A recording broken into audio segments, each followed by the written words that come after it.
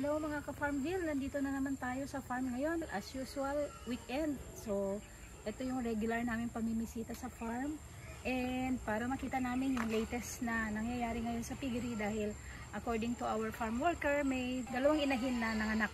So, come on. Punta tayo sa likod. Dito tayo sa may native na baboy. May lahing baboy damo ito. Originally, ang nanay nila ay baboy damo pero na crossbreed na siya. So, ito ngayon, meron silang bagong panganak. Biik. Actually, 10. 2, 4, 6, 8, 10 na biik na bagong alaga namin. Ngayon sa pig pen number 17, ang laman nito ay 6 na native. Ito, pinagkukuhanan pang lechon kasi ito, masarap sa pang lechon ito. Okay, so punta tayo dun sa next.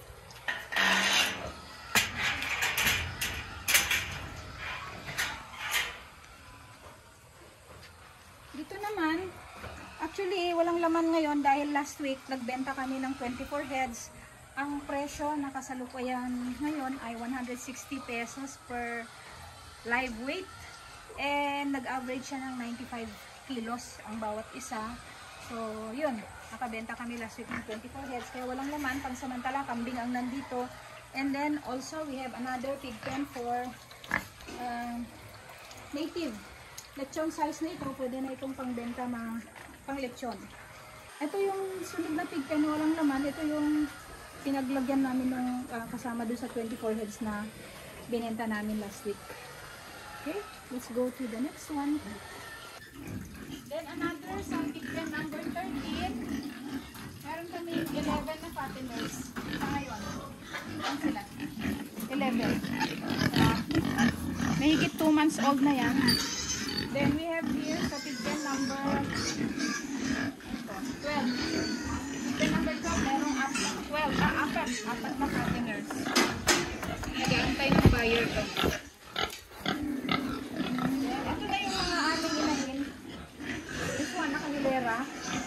So ngayon, we have 7 na inahin. Then, ito. Mga anak na ito this week. Few days more.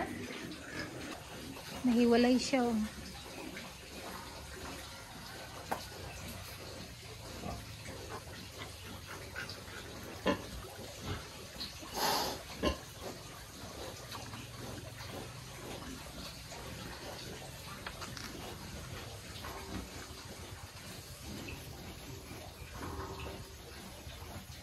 Nandito tayo sa pig pen number 9, number 8, mga buntis sa mga yan, bakante, pig pen number 7, and we have here pig pen number 6 and 5, buntis din ito.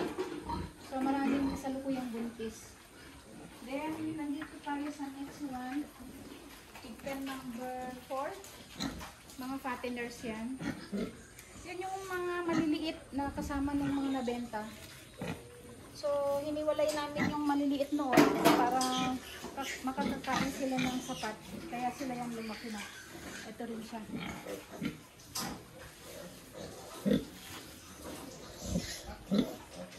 Next, andito tayo sa pig pen number 2.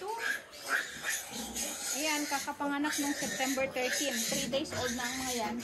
Natanggalan na sila ng ngipin this morning. And then, we have pig pen number 1, another fattener. Ito yung mga maliliit dun sa grupo ng fatteners namin. So, naghiwalay kami kasi hindi sila nakakakain ng gusto.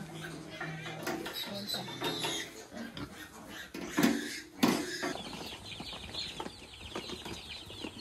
Yan, bumili kami ng sisiw dahil yung madami naming alagang manok, dinapuan ng peste, kaya naubos lahat, na 2 na iwan. So, bumili kami ulit.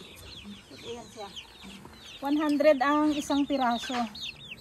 Ito yung free range na chicken. Okay, lipat na natin dito sa taas.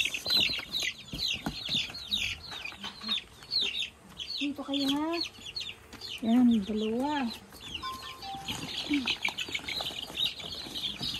Oops. 3, 4, 5, 6.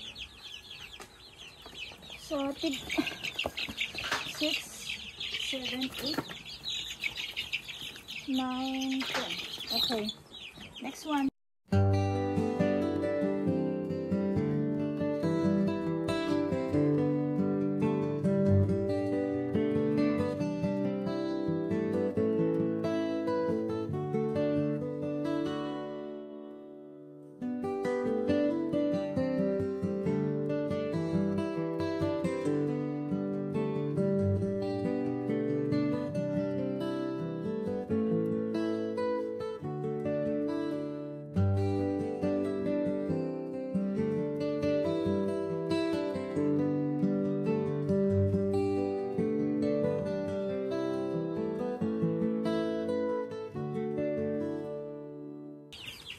Yan.